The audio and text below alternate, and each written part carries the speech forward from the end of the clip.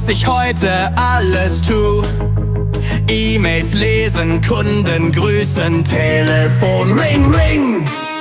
Tasten klicken, Briefe schreiben, Rechnungen ins Büro treiben. Chef ist happy, alles fertig, so macht Arbeit Spaß.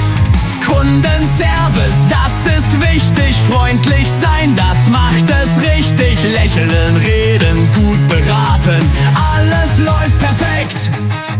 Ordner, Zahlen, Dokumente, alles hat sein Element. Schön sortieren, nicht verlieren, alles bleibt im Plan.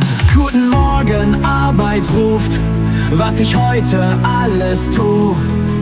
E-Mails lesen, Kunden grüßen,